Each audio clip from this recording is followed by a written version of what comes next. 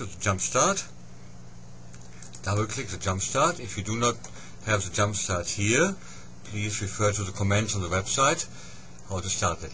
I will go to Dortmund Databank because we are searching for experimental data in the databank. This should bring up now the search dialog. Down here we could enter the component codes directly, but I will go to Add Search Component, and here I just type the molecular formula N2 search, and it already found one component. Here is nitrogen. Double click nitrogen here, now it's in the search. Now at the moment all data banks here are active, as you can see, and we don't care about this, we keep them all active. Search system exact match, which means it will find all data sets where there is only nitrogen in the system. Okay, here are now the results, and what we can see is there are quite a number of different types of data, and I will go here to the Virial coefficients. Now we have a shorter list, but in addition we can see down here that there's a number of data sets where there is no temperature minimum, maximum, pressure minimum, maximum available. And if I scroll to the right, we will see there are also no references available. These are the empty data sets. So you see the complete list of data in the DDB, but only a few are in this free version. So I uncheck the display empty sets, go to Virial coefficients again, and this is what we actually have available now. So I could click on the first, now shift and click on the last, like in the Windows Explorer, or you could also say Control A for mark all. And let's go first and have a look at the plot.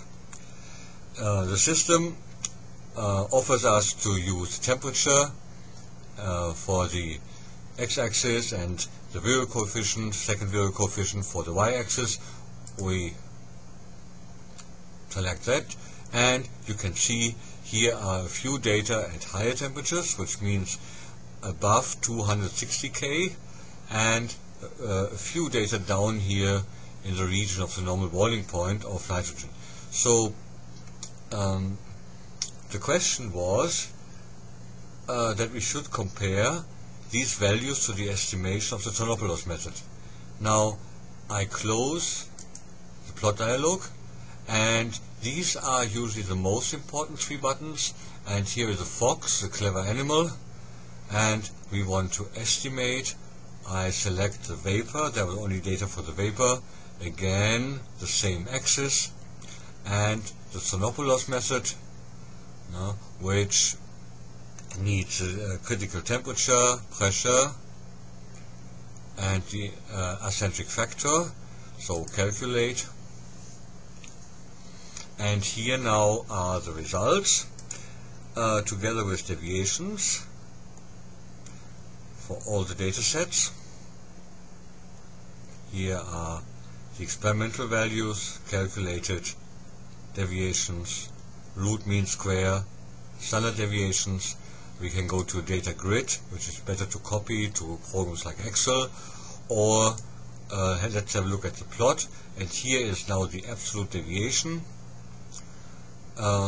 relative deviation, but I go directly to the standard plot, and you see the system did only calculations where there were experimental points, so the gap here is just filled by a straight line.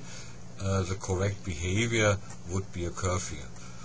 So okay, but that seems to work quite nicely, not so much in the very cold region, but I think this is fine.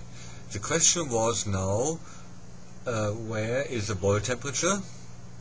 And we could probably just go here, zoom in, so I press the left mouse button on the upper left, then with the mouse button pressed, I open this small window and release the mouse button. Here we are, and we can see this is a Virial coefficient of, second Virial coefficient of 0, and that would be at about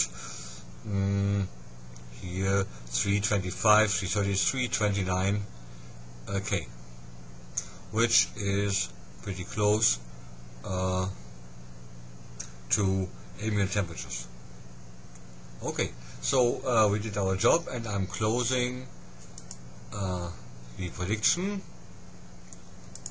and I'm closing the dialog. Goodbye.